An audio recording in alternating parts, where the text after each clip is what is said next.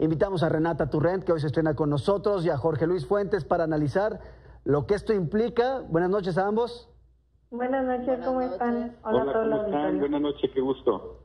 Bien, arranco directo. Renata, parece que hay dos formas de verlo. O se está barriendo la corrupción o se está hostigando a la oposición. ¿Cómo lo percibes tú? No, es un escándalo de dimensiones mayúsculas, ¿no? No creo que se había visto algo así y creo que es parte de...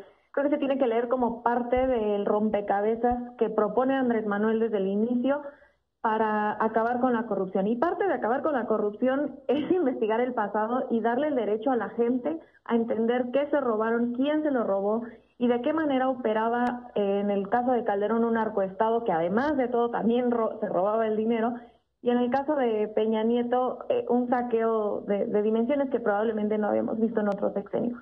Entonces creo que el hecho de que la oposición lo trate de desviar hacia un tema de persecución política y francamente ridiculeces, muestra mucho la decadencia en la que se encuentran como oposición y en general como sus posicionamientos, su interlocución con la gente, ¿no? Después de todo lo que se robaron y de lo que hicieron con el país.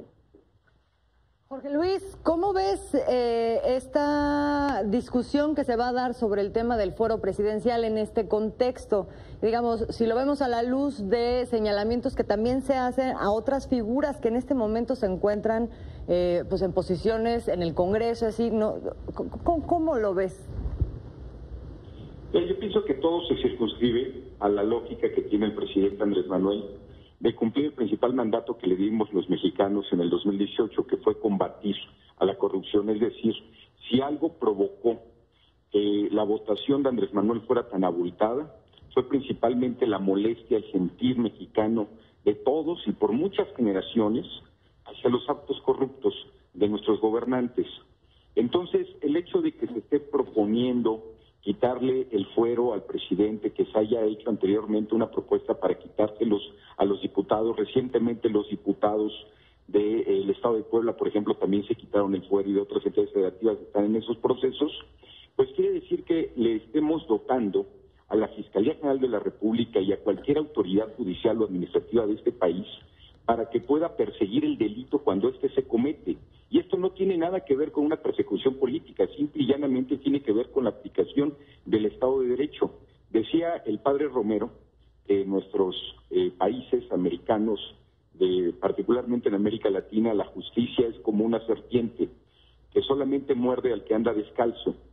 Y eso es lo que comienza a cambiar con estos casos. Estamos hablando, ese reportaje que ustedes mencionaban, de muchas personas que ya están, algunos en la cárcel, otros tantos están siendo investigados y otros están comenzando a saberse sobre sus implicaciones. Estamos hablando de los dos candidatos presidenciales contra los que compitió el actual presidente de la República. Estamos hablando de los dos presidentes de la República anteriores al actual. Es decir, estamos hablando básicamente de historia viva de este país que se está desmenuzando para desenmascarar este Estado mafioso que gobernó México durante muchísimos años y que está comenzando a cambiar. Sí, nada más déjame rematar sobre esto. Justo a eso iba mi pregunta, Jorge Luis, te la planteo también a ti, Renata.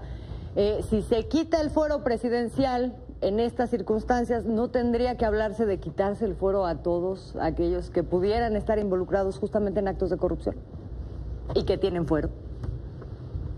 Ojalá, ¿no?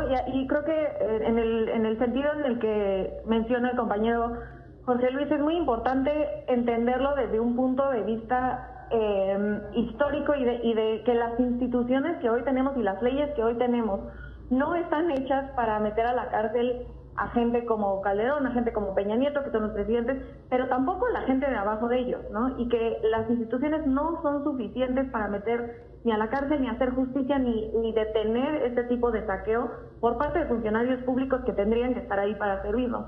Entonces, en este sentido, creo que desde la manera en la que se está llevando el caso de Lozoya en la vida pública del país, es una forma de volver a entender la justicia en México, ¿no? Es de exponerle a la gente, a la opinión pública, qué es lo que sucedió, para que la gente pueda tener cierto nivel de sensación de justicia, dado que las instituciones no van a ser suficientes quizá para meter a la cárcel a todos los que hicieron fechorías en los últimos 2 sexenios, ya sea porque los crímenes hayan prescrito o porque es muy difícil comprobar, por ejemplo, un soborno. Pero entonces la manera en la que se presentan en la vida pública del país estos crímenes es una forma de hacer justicia. Como bien decía Jorge Luis en su intervención, la justicia no está hecha para meter a esta gente a la cárcel. Entonces, sí, por supuesto, ojalá que esta ley también permeara a otros funcionarios públicos que históricamente se han robado y han hecho tantísimo daño al país, pero creo que es un buen comienzo hacerlo con el presidente. Jorge Luis, aquí hay una pregunta. Es importante destacar aquí un asunto sobre el tema del fuero rápidamente, perdón, sí. Víctor Hugo. Sí. El fuero tiene el propósito de impedir que el Estado o el poder se oponga a las manifestaciones políticas y públicas, en este caso de los legisladores. Y eso no está sucediendo en México, por lo tanto el fuero ya no tiene razón de existir. Es nada más una acotación. A ver, le hago una pregunta final a ambos porque nos queda justo el tiempo para que lleguemos a las conclusiones. Tenemos el proceso electoral 2021 ya prácticamente a la vuelta de la esquina. Yo les pregunto a ambos, ¿qué tan rentable puede ser, por un lado, para el gobierno, para Morena, esta lucha anticorrupción, tener a la oposición precisamente señalada de actos presuntamente ilícitos? Eso por un lado. ¿Y qué tan dañino puede ser para la oposición precisamente llegar al proceso marcada, tintada, vamos a decirlo, con estas acusaciones, con señalamientos de que prominentes integrantes de esos partidos, del PRI y del PAN, participaron en actos de corrupción? Yo le llamo un acto de justicia donde se presentan las pruebas de todos estos crímenes que cometieron en un año previo al año electoral, y esto desnuda quién es la oposición, quién fue el PRI, quién fue el PAN, para que la gente pueda decidir, ¿no? Esto no es nuevo. El presidente Andrés Manuel López Obrador ha estado denunciando estas corrupciones y esta creación de un narcoestado por años.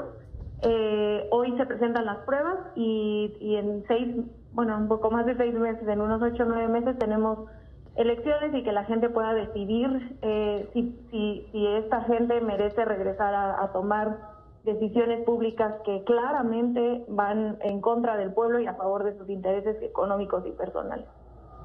Bueno, Jorge Luis, ¿con qué cierras? Me parece que independientemente del calendario electoral, lo que está sucediendo en este país es un proceso histórico que va a marcar mucho más allá de la elección del 2021 o incluso la elección del 2024. Estamos ante el inicio de un rediseño del Estado constitucional mexicano, acercándonos a tener realmente un Estado de Derecho en México. Se está fortaleciendo a la democracia mexicana con estas acciones, se está señalando en dónde estaban las debilidades estructurales de nuestra democracia, como es el caso del INE, que está evidenciándose a ser una farsa, por lo menos en lo que a la fiscalización de los recursos de partidos políticos en campaña se refiere. Están saliendo a la luz los delitos electorales que los consejeros electorales de aquel entonces, uno de ellos ahorita repetido, el consejero presidente Lorenzo Córdoba, decidieron voltear la cara para otro lado, igual que los magistrados electorales que validaron la elección del 2012, y otras tantas tropelías que están saliendo como una cloaca enorme en la que vivíamos los mexicanos en una república mafiosa, y vamos en consecuencia a avanzar hacia una nueva situación política, social y democrática en nuestro país que nos va a ayudar mucho como mexicanos, reitero, independientemente de los calendarios electorales. Muy bien, pues con eso nos quedamos. Muchísimas gracias, Jorge Luis Fuentes, Renata Turrent, por haber estado con nosotros esta noche. Qué gusto saludarlos. Un abrazo a todos, Jorge Luis, un abrazo, y a todo el auditorio igualmente. Un abrazo.